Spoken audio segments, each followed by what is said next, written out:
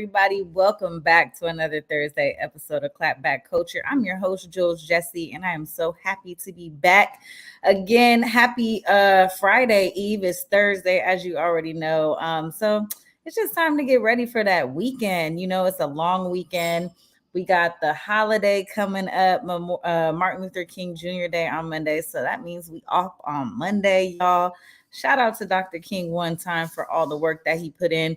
And if you haven't already, please share the stream. Let everybody know that Clapback is on. To pull up a chair, get your popcorn, get your tea, get your drink, whatever you're going to do. But listen, we want to come and we want to chop it up. Let's go ahead and jump in. I see you guys are live already.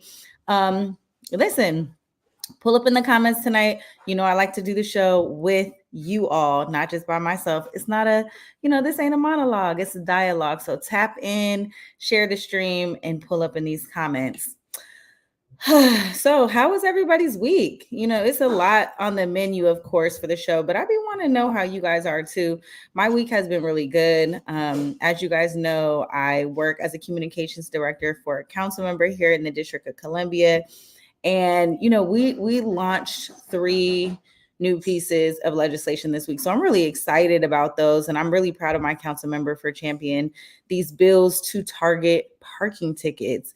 It's out of control in DC. I don't know what it's given in Seattle, but here in the district, you guys, Councilmember White has put out 3 new bills. Okay. 1 to stop the doubling of parking tickets. So really, like, if you get $100 parking ticket and you don't pay it in 30 days, it doubles to $200, which is crazy. If you really think about that, like, imagine paying your rent 30 days late and your landlord having the authority to charge you double rent. Like, the audacity of that, like, you'll never be able to catch up. So that was one of the bills that he put forward this week. And so I'm really proud to have been a part of that. And I'm just excited to, get that piece of legislation to the finish line. So I'll keep you guys posted on that and let you guys know a little bit more. But listen, let's go ahead and move on. I see you, Big O. Welcome to the show. As always, I see you guys tuning in live. And, I'm just glad to have you here. So first things first. Did you guys hear about this?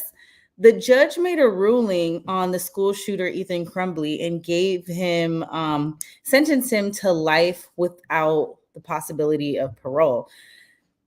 Bravo, judge. And it was, not ironic, but he had a Black judge in this case, you guys. For those of you guys who don't remember, Ethan Crumbley is the Oxford school shooter. And what made his case unique is that his parents were charged with manslaughter. Both his mother and father were charged with manslaughter. They are being held in prison. They have their case being shown to the Supreme Court because they want to get the ruling overturned. A judge did rule that the parents could get a separate trial and things of that nature. So they're still in and out of court. But Ethan, if you guys remember, he was the one, his mom worked at the horse stables. I talked about this so much, you guys, when it first came out. His mother worked at the horse stables. They knew he was kind of like not all the way there. They had suspected that he had guns because the parents had gifted him guns. And he used some of those guns to commit these murders and killed 4 teens at his high school. So again, sentenced to life in prison without the possibility of parole, y'all. I mean, you can't ask for a better outcome than that. This is, again, condolences to the parents and to the students that had to go through this trauma, who lost their child. This is like closure, like big closure in the case. So look it up. I didn't feel like I needed to bring the video here, you guys, but look it up. You'll look it up on your own time and you will see that there. Speaking of court, I wanted to bring this to you guys. You guys remember the attacker in Las Vegas? Well, he had to go back to court and get sentenced to that judge that he attacked on the bench. Let's go ahead and watch that video. Now the latest in the attack on a Las Vegas judge caught on camera last week. The defendant back in court on Monday, coming face to face with that same judge. Kana Whitworth joins us now with more. Good morning, Kana. Robin, good morning. But this time there was added safety measures and security. Deobra Redden returned to court where an injured judge, Kathy Holthus, handed down his sentence for prior crimes. But it's not over for him. He'll see a different judge today for charges in that dangerous courtroom attack. I want to make it clear that I am not changing or modifying the sentence I was in the process of imposing last week before I was interrupted by defendant's actions. This morning, the Las Vegas judge who was attacked by a defendant in her own courtroom last week now sentencing that very same man to up to 4 years in prison for his original case. Any other issues that may arise from the events that occurred last Wednesday will be handled at a future date by a different court. The defendant, 30-year-old Deobra Redden, surrounded by officers and seen shackled, wearing a spit mask and orange mitts, didn't speak during the brief hearing. He now faces several new charges, including battery of a protected person, intimidating a public official, and extortion.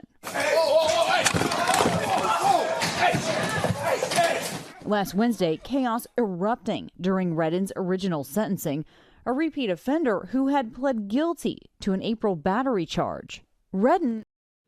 All right, so that's that.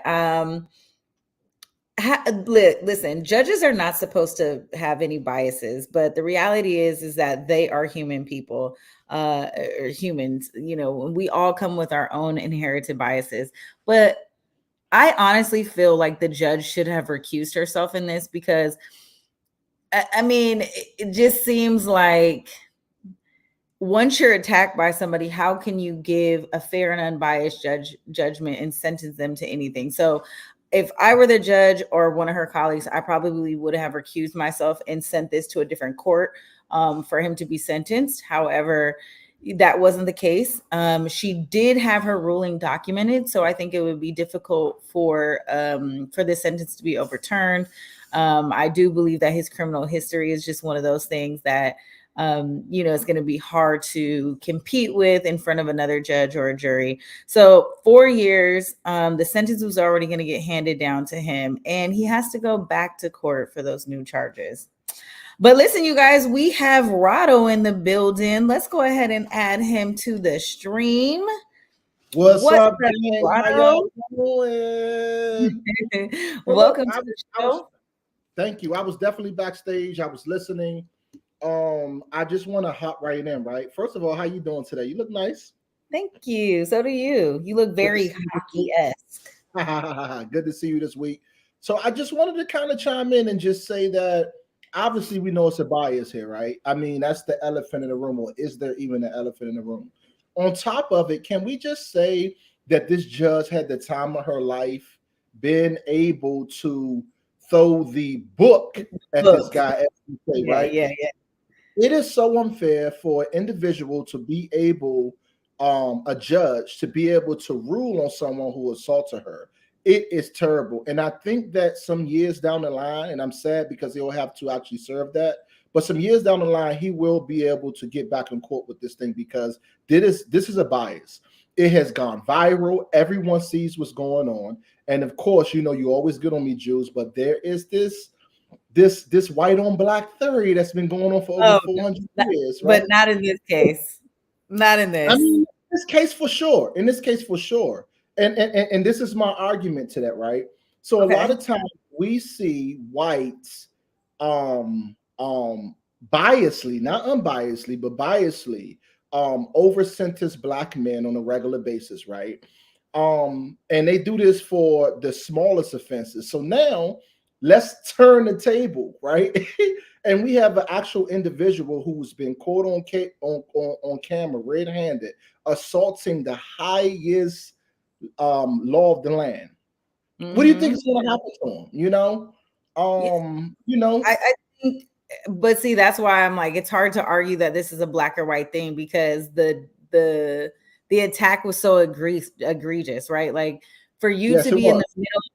And the irony of it all, right? So, and we again, and I'll digress the point because we did go through this last week, but I agree that a defense attorney could look at this and say she probably should have recused herself. However, I really honestly think that the judge carefully ensured that this sentence would not be overturned because the sentence was what she already had. Like she was in the process of sentencing him during the attack, like she was reading her ruling. And so I think because of that, it's already well documented that she didn't go back to change her ruling or make any adjustments following the attack. So I'm sure it was something of that nature. And again, I'm not interested. There's no way you can't be biased, but in the next case, obviously there's a new judge. He has a new trial that he'll have to face with the new charges and things of that nature. But to keep it clean, I would have, if I were the judge, I would have recused myself as well, just to ensure that no one could overturn that ruling. No one's recusing themselves, Jules. Once you get punched in the face, you're able to get that revenge. That's what she wanted. We wanted that revenge, baby. And how sweet is that too, right? Like, let's just be honest. How sweet is that? Let's drop the whole white and black thing.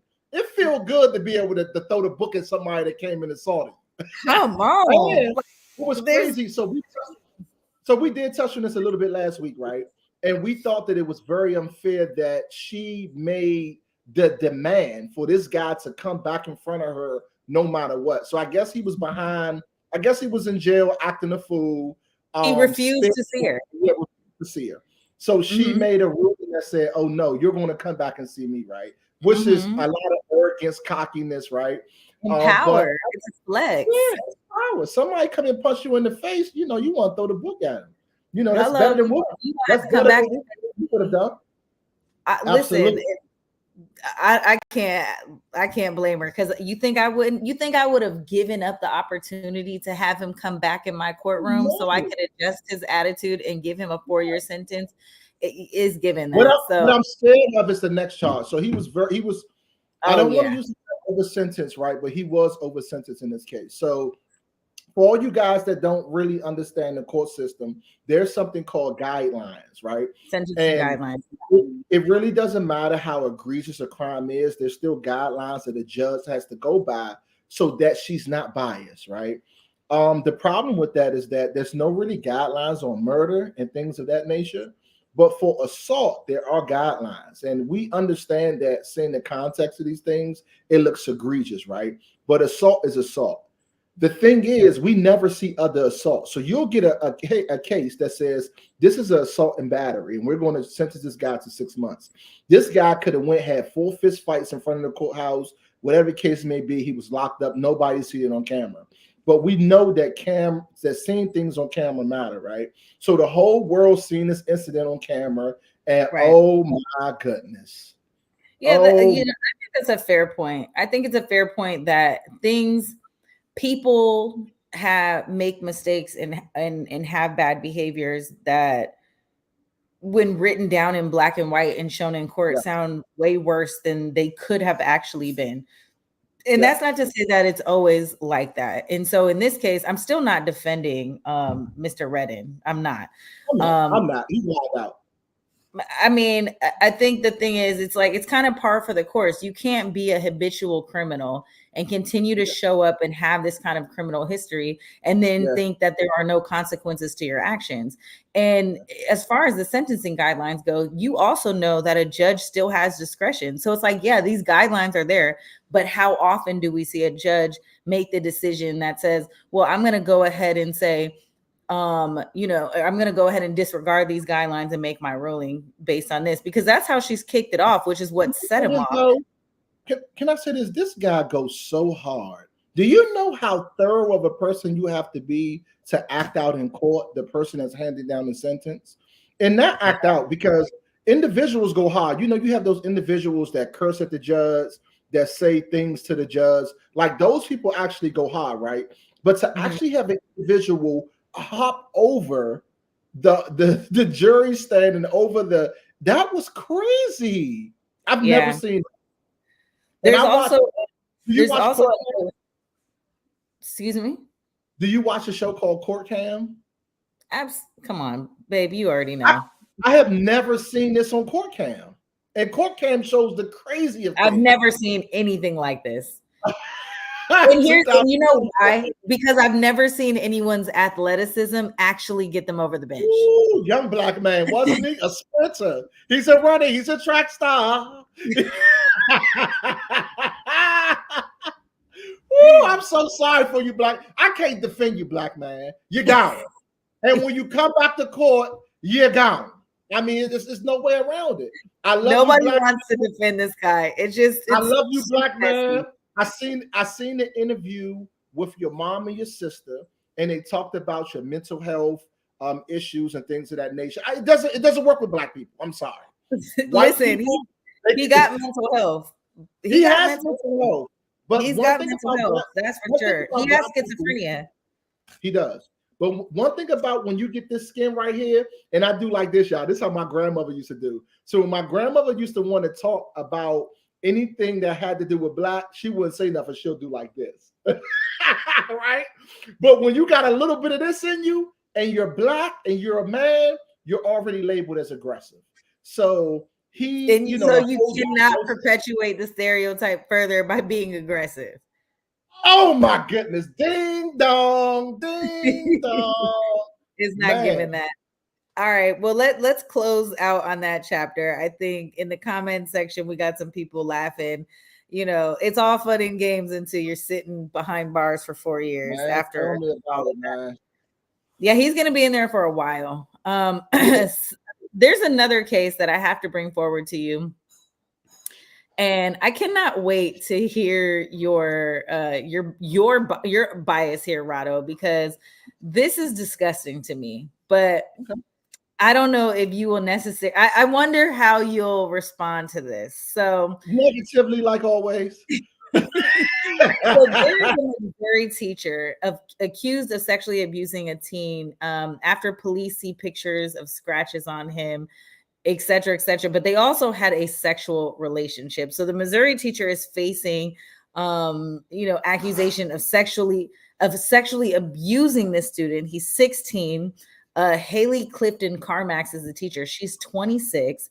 Her and the student allegedly had an intimate relationship. And not only that, but the father knew of the relationship and didn't do anything about it because he said, listen, they're already sneaking behind my back. I'd rather just know about it. So he didn't butt in.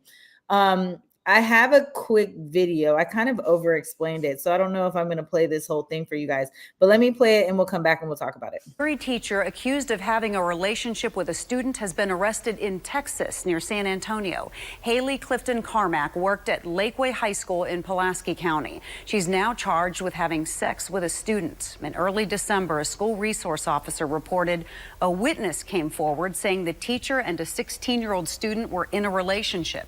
Investigators then went to the high school and took Clifton Carmack's phone. The superintendent for the district told KY3 she hadn't been at the school since December and did not expect her to return. Another man, Mark Creighton, is also charged in this case because detectives say he knew about this relationship and did not report it. Okay, so that the person they're talking about is is the victim's father. And I already see you grinning, and it's disgusting because so this is the thing, right? Can I start? I want you to be honest, but I want you to really be think honest about this black man. Be honest because on your show, when I'm too honest, it's too. You do not want me to be honest, but I will tone it down. But can I tell the truth? Yes, come on. Okay, so let's start off with the truth. So for me, guys, right, this is a dream of mine. Oh my God. I've been looking for these teachers all my life. When I was 13, 14, 15, I wouldn't have said nothing. Your little pretty self, I could have been in there. You could have been my girl. So, but look, and that's the honest truth. I would have been that father too. So it's so sad in this world that we live in, there are real biases, y'all. There are real double standards as well.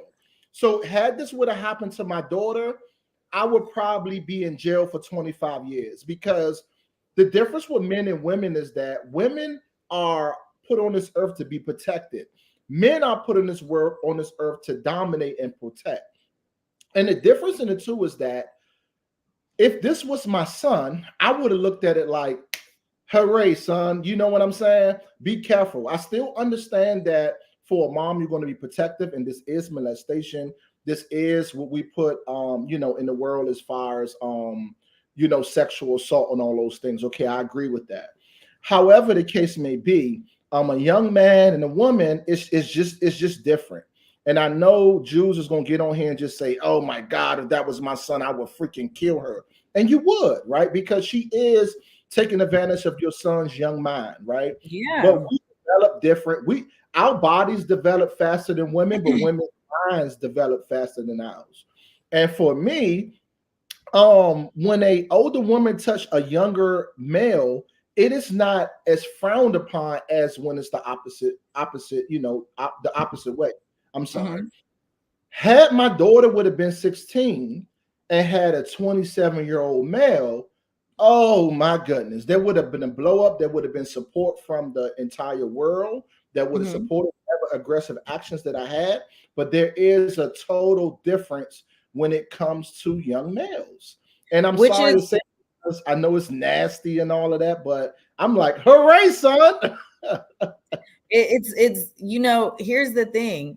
The dad had the same thought as you, and perhaps that's a part of society grooming young boys, making it okay to fantasize and have these fantasies about having these intimate relationships with their teachers, right? Because you didn't gain that, you didn't think about that on your own, right? Like that's a fantasy that has been perpetuated throughout history, especially in our generation. Like, to have sex with your teacher, to have this kind of romantic relationship with your teacher. And I do agree that there are those biases set, right? When it comes to young women, it's like they have to be protected. They are a source of, vulnerability, and, we have to protect them at all costs.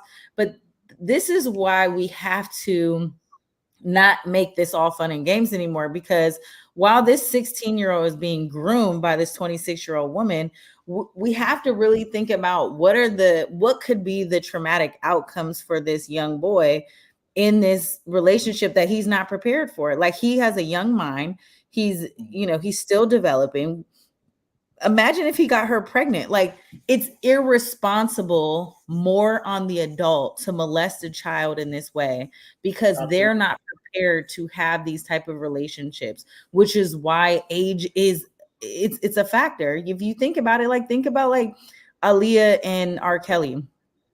This is a 10-year age gap. Like, it's the same kind of grooming. That's not the same kind of grooming. I agree, but because it's the opposite way around, that's the only thing I disagree with. So when it happens to a woman, there's trauma. When it happens to a male, there's inexperience. Now, I'm not saying that trauma can't happen to a young male, but at 16, we're already considered men. You get what I'm saying? Women are not considered women really until 21. They push to 18, but really until 21. Again, I say you guys need to be protected and need to be guarded. Now, needless to say, we have an elder woman or older woman who understands what she's doing, right? But society is just not going to see this as a gruesome offense. There are women listen, there are women every day in school. There are teachers all over the world that get caught on a regular basis with sleeping with underage kids. And it's way more accepted. It's more tolerated. It's way more accepted. Be able to, this woman is going to be able to. What happens when a male does it to a young student? First of all, he never gets bond. He's sent straight to jail. Registers as a sex offender. Registers as a sex offender. It's all over the news, no matter where you Treated at. like a pedophile. The whole thing. He wears the scarlet letter, and this is exactly the point that I was going to take over and make. He bears he bears that scarlet letter of being a pedophile, a molester, a rapist, a sex offender, all of these very disgusting titles that no one wants to carry around. And what I'm saying is to your point, women seem to somehow escape that because we are in our nature more nurturing. There was something that this teacher allegedly texted the young man in a phone conversation, or not text, I'm sorry, but the statement reads that the victim showed pictures of, the scratches on his back. The statement says that he also claims they had overheard a conversation between the teacher and the student in which she allegedly told the teen, "I'm out of state, but I can send you money, baby," when told it was his birthday. The teacher had that's people like that. Woo, that is so disgusting to me. Like, man, so this is the thing, right? I understand that the audience on Clapback is a broader audience, right? We have people from the West Coast, from Seattle, from California, all over, right? I am from Washington, D.C., and where I'm from in Ward 8, I had to grow up fast, needless to say. Mm-hmm. Growing up in an impoverished state in my community, we grew up fast. We had to be responsible. We had to, with all the violence going on in my community, we kind of had to be on the swivel. So I was pretty mature for my age, right? Oh, I really wish, because I had a few pretty teachers. I wish I would have been as quiet as a mouse. You buy okay, what would your mom have done to that teacher if she found out? My mom would have beat the brakes off of that, because every mom, just like you, a new mom, thinks about protecting their son, right? There's a natural attraction with sons and moms and daughters and fathers. And that attraction is always going to be there, because you guys are natural nurturers and we're natural protectors, right? Women will put on the front to be protected. They will continue to be protected. That is your natural role. So when a woman decides to date a younger male, it's not frowned upon. The law is just trying to enforce it, But you understand the difference, because when you have a male do it, oh my God, he's disgusting. He needs to die. The whole world is like, this guy he took advantage. That's the number one thing. He took advantage. He took advantage of her. He took advantage. He did, and he did. And he really did, because no matter how old we are, we come out with masculinity. We're dominant. We are a superior creature. And I know I triggered a few of you women out there that want equality, right? Equality has nothing to do with males being superior. We were put on this earth to be masculine and lead. Okay, I know we have this big culture, and I know I'll be canceled at some point of this show for all of the women that kind of want to be equal to men. But you guys, what women have to start understanding is that you will never be equal to men, nor will men be equal to women. Women have a special place in this earth to do things that men can never. And men have a special place on this earth to do things that women can never. And it's okay. What you're saying is there's a balance. There's a balance. And I'm tired of women trying to do things that they weren't designed for. There was a woman that was in UFC, and I'm gonna wrap this up in 20 seconds so we can go to the next thing. But there was a woman in UFC, and she fought against a transgender male, the transgender from a male to a woman. And what this male did to this natural woman, he should be locked up for 90 years. Sit up there and nodded this girl up like, oh my God. I don't. INDENDP. Do you know what that means? I gotta take him off for a second. Sip that drink, brother. Listen, you guys, we're gonna take a quick break. But when we come back, I have got to tell you guys about the coach in Miami signing a groundbreaking contract of $120 million right after his divorce. Stay tuned. Let's go. Stay tuned. You're watching Clapback Culture.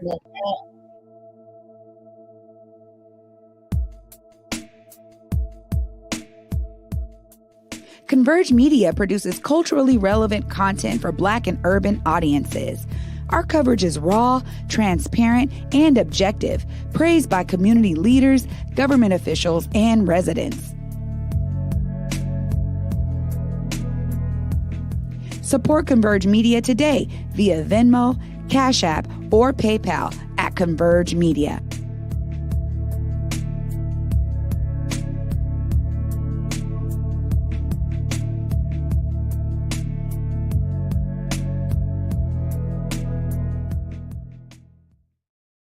I got to kind of. All right, y'all. Whereweconverge.com/donate. Make sure you guys tap in and hit that donation button. Send $1, send $10, something to keep us on air. Support the Black Media Matters Studios. We always can use it. And again, contact Converge Media if you guys want to get some of your commercials. And if you want us to advertise for you, we're always looking for new sponsorship.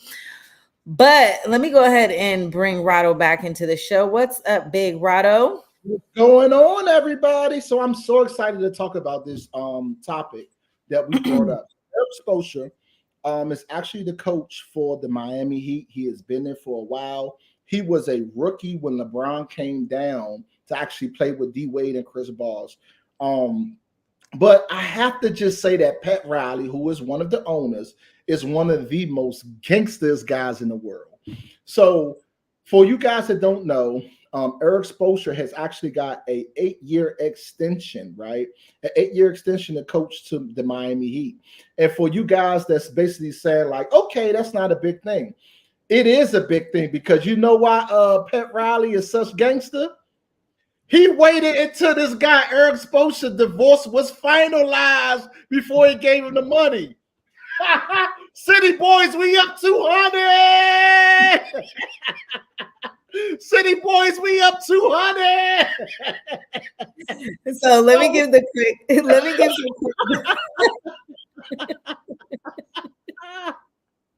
Oh man, City boys, we up. And they in Miami, so they the real City boys. Listen, I have to agree that I think the City Boys can take a win for this one.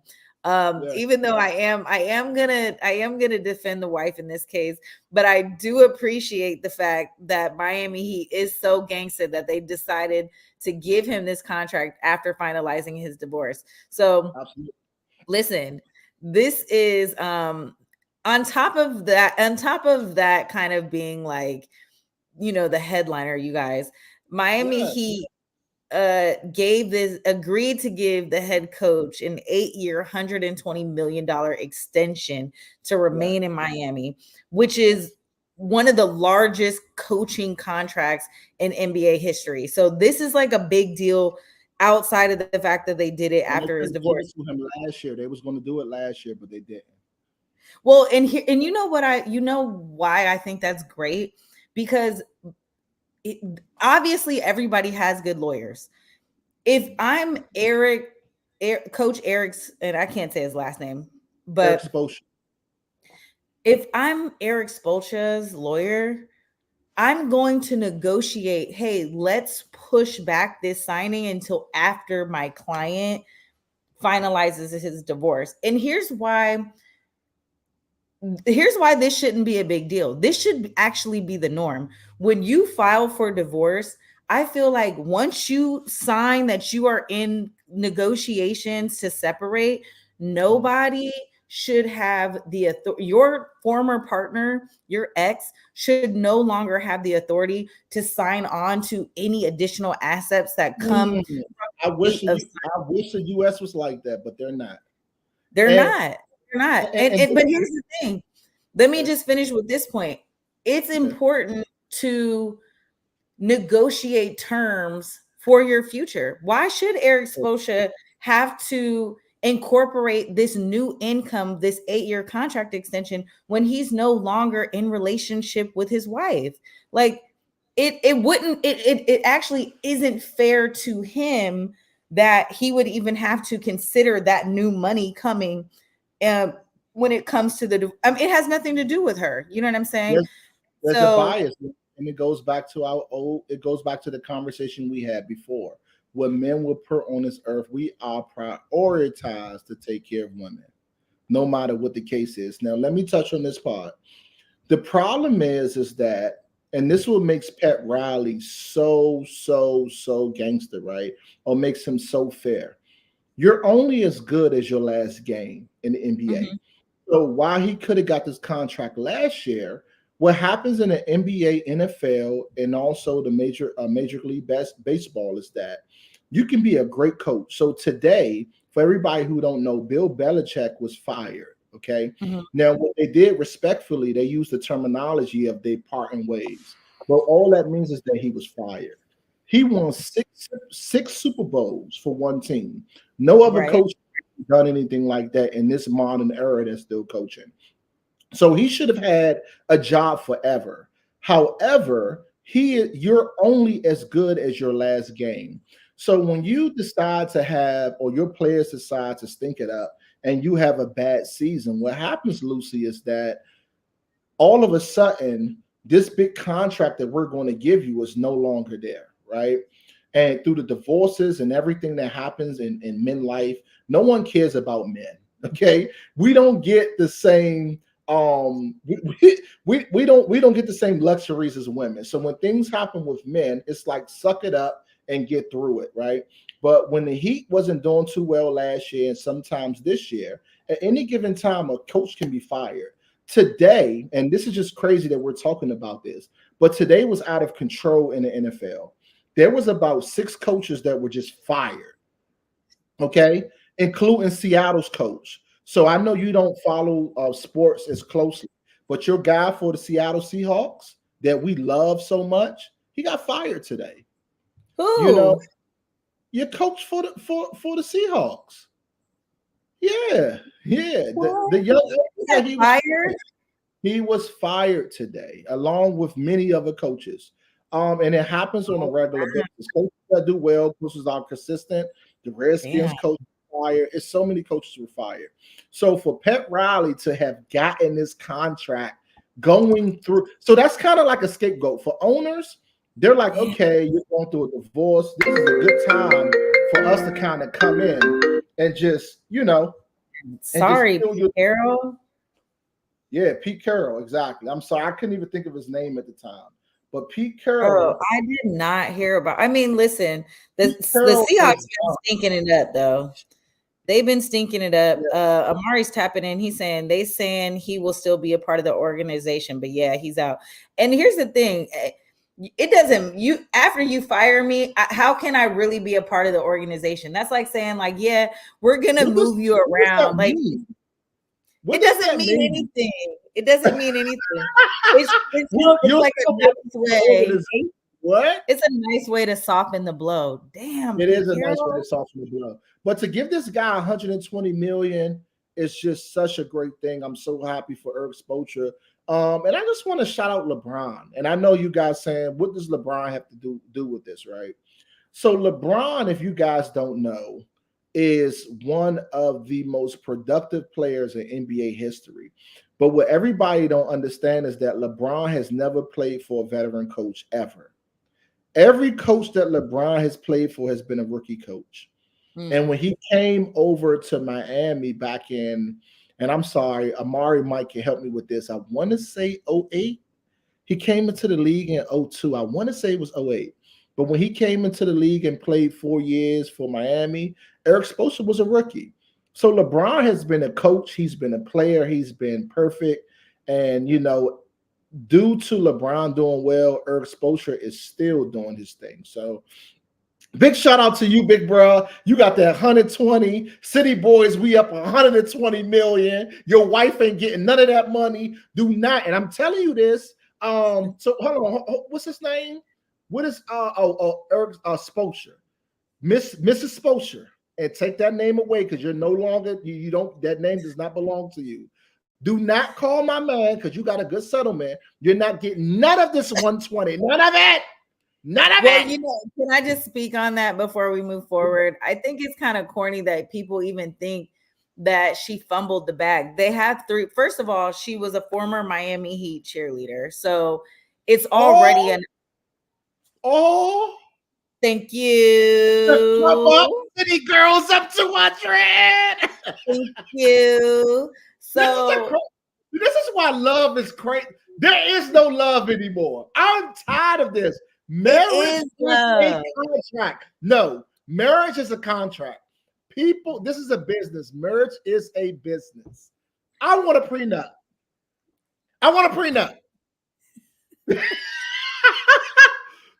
Can you believe that this girl, this cheerleader, and so I always, when I'm on air, right, and I understand clapback is a Emmy Award show. So I mean, you guys really are predicated all over the US.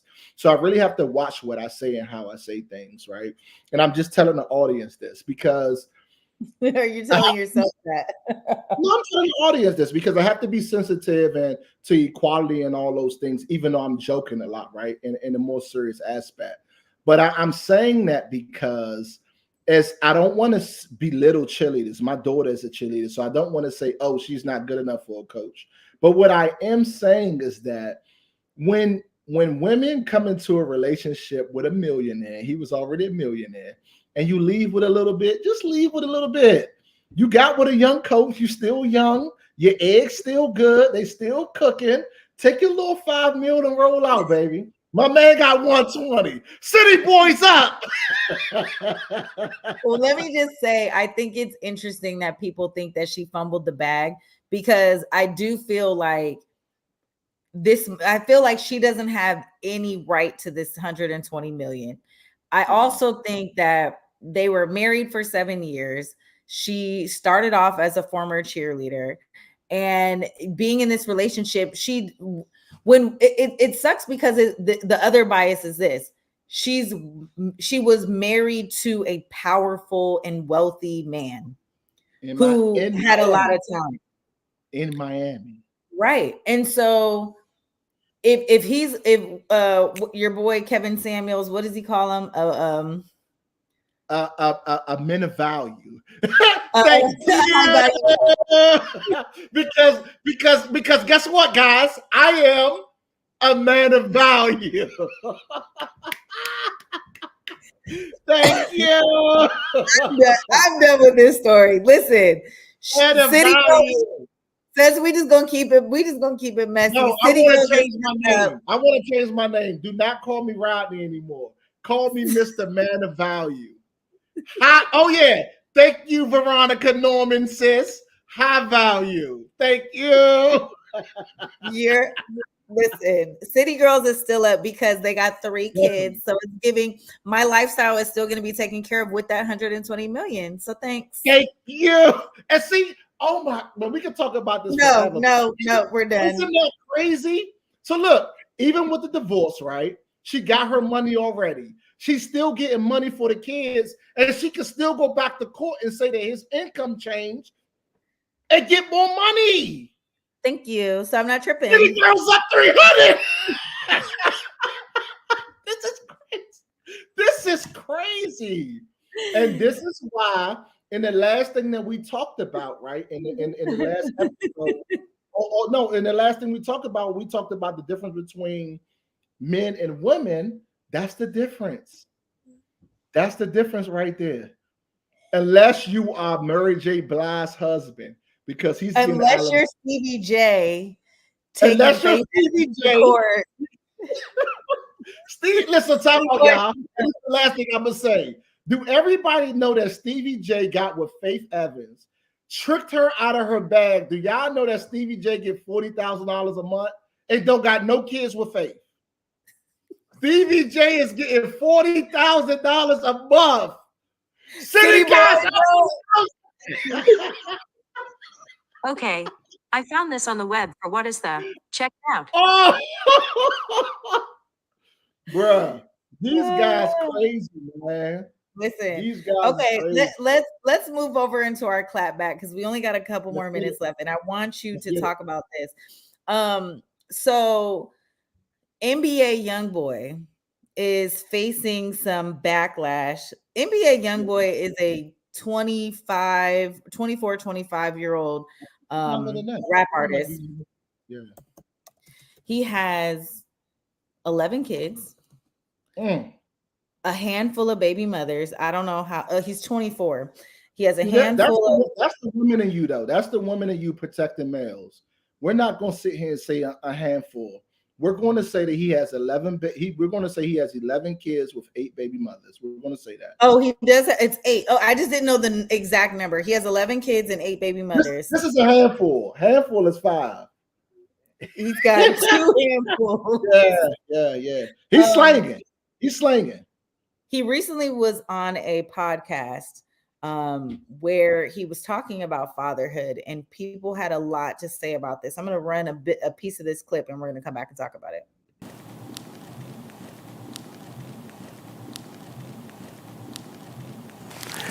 For you, man, talk about fatherhood and how obviously you do have a lot of children, and I've been around you to see in a short amount of time that you're a great father. How important is fatherhood to you, man?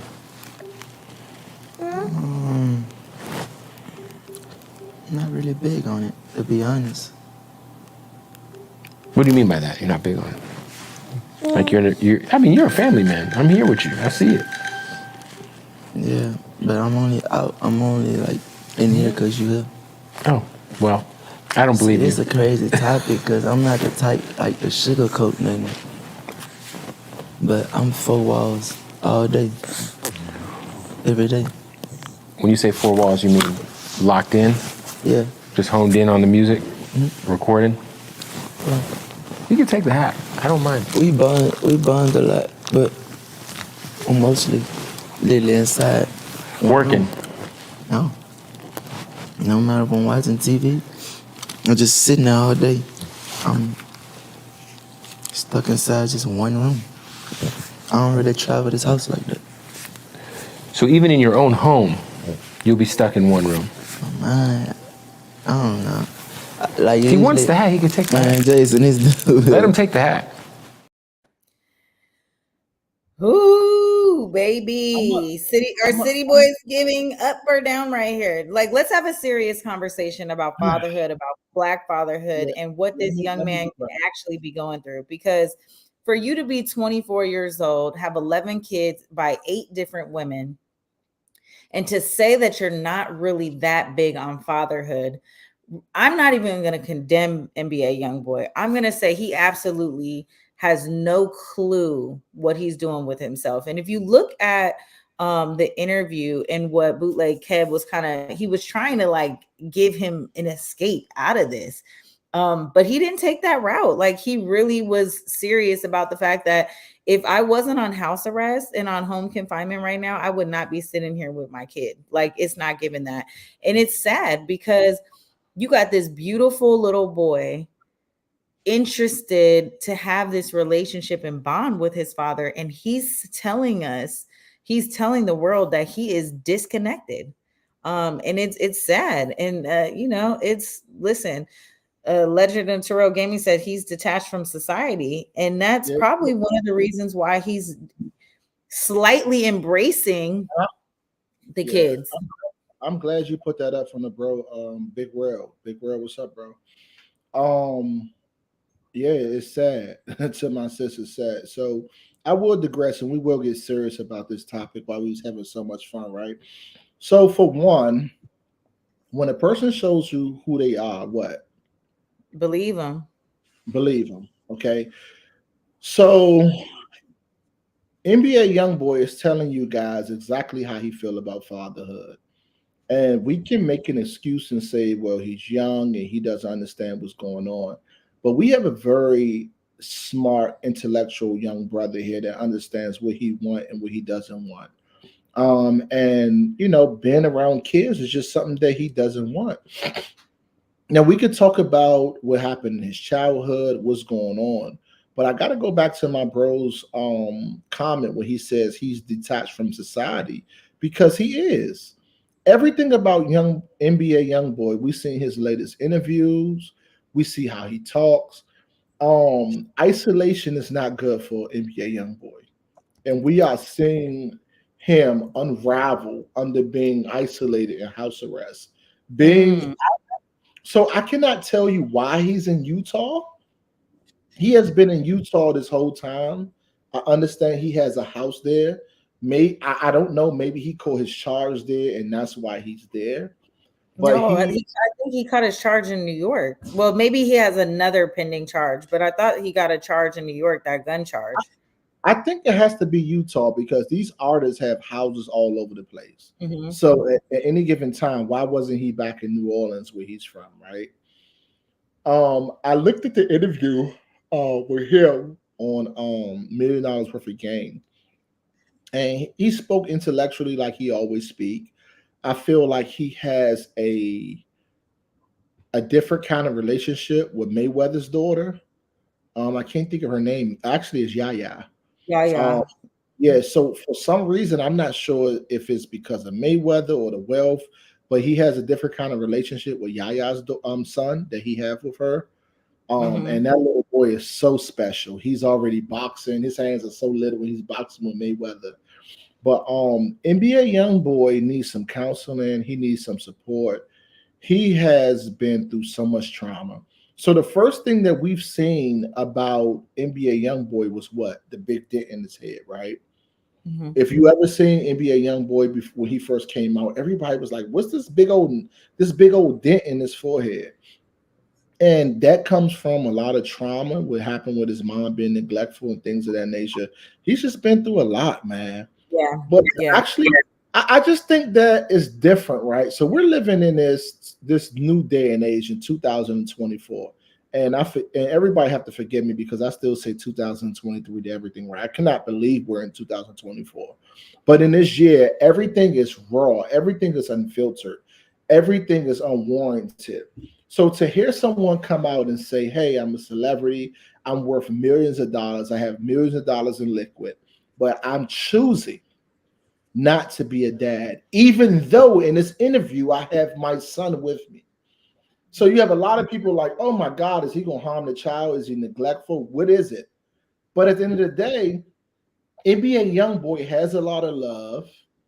A lot of love comes from him. But the problem with NBA Youngboy is that because he's young, because he's aggressive, because he has money, he doesn't have anyone in his life to smack the hell out of him. And what do I mean by that? Every man needs a mentor. Every man needs someone that they revere.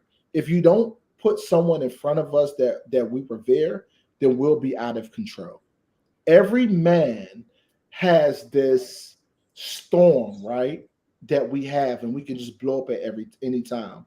NBA YoungBoy needs a strong presence around him to say, "Hey, look, man, what you're Here's how. doing is cool." Yeah, he needs a father, he needs a role model. And that's not something that he's had. Because if he did, that person would be able to pull that love out of him and say, "Hey, look, it's okay to be gangster. It's okay to be thorough. It's okay to be overly masculine." Because to be overly masculine, that's what it means to be gangster or thorough for a man. It's just Mm-hmm. someone being overly masculine, okay? So for him to be overly masculine, someone needs to come into his life, hug him, and say, "Man, it's cool." But in order to be a real man, in order to be thorough, in order to be someone that's revered, you got to be a father. There's nothing bigger for a man than stepping up and taking care of your children.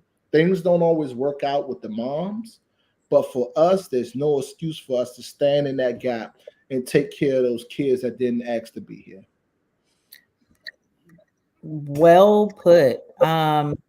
I think the only thing I want to add to this conversation is, D. Robinson put up, what do we say about sex with the 8 females who had unprotected? So I think what they're trying to get across is, what do we say about the baby mothers in this case? It And was I would say yummy. this. It was yummy. I would say this. When people show you who they are, believe them. NBA Youngboy is telling you right now, unfiltered, that he's not big on fatherhood. Now, this could change down the line, but what this means is young women who idolize this young man for being rich and famous is that you need to not have any more kids with this guy. He does Yeah. not want to be a father. He's not interested in fatherhood. It's not a priority to him. And it would be in your best interest to not procreate with this individual. He's telling you, "I don't want to have any more kids." Mm. The second thing I would add to you is clearly he's been through a lot of trauma, which is why I'm not going to condemn him. His music is aggressive and violent. He is aggressive and violent. His relationships with the baby mothers His relationship with his kids is contingent on his relationship with their mother and how tumultuous that relationship can or cannot be. So the child that's in his presence right now just means that he's cool with the mother right now. And I can't imagine the things that these young women are having to unpack with NBA to even get to the next level. You made such a great point that there has to be some mentorship. Every person, every young person, and even just older adults, we all deserve to have a mentor. We all deserve to have somebody in our life to help guide us, especially if we don't have that role model in our parents, right? It can be an aunt, it can be an uncle, it can be a colleague, it can be a teacher in some cases, right? And so what I'm saying is people do deserve to have somebody in their life to lead them and also to correct them. And I think that unfortunately for young boy, he doesn't have anybody in his life to say, hey, look, it's cool to be a dad. This is how you can love your kids and uplift them and be a part of them and grow with them and be connected with them and still be thug.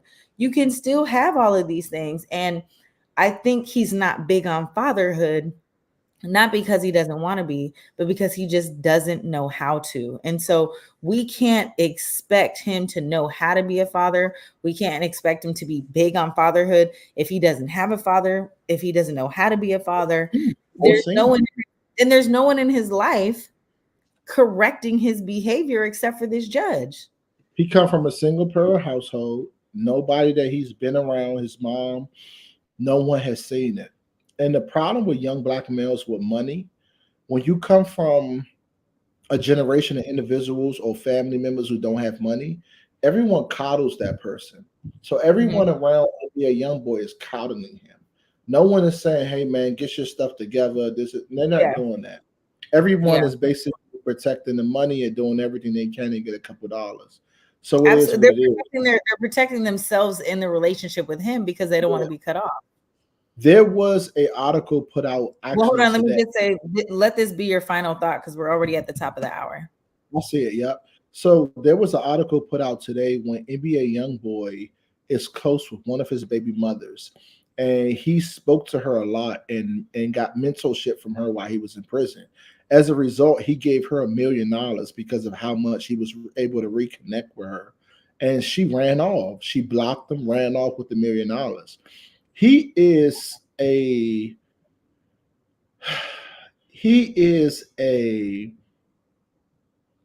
vulnerable puppy, an abused puppy, and he is in the state where he's scared. The NBA YoungBoy is a thug. He's aggressive because he's scared. I want somebody to get out there, hug this young brother, show him what's really going on, and really like bring him to the light because he's a powerful figure. And that's my final thought. It's really over time. That's so sad to hear that because she just continues to add to the people that abandoned him in life. And I think we see a lot of this in Blueface and the relationships that have played out on social media with him and Krishan and all of that. And his mother and acting out and having these behaviors is because when you are rich and famous and you are the provider and sometimes even the sole provider, people latch onto you and take advantage of you in a lot of ways.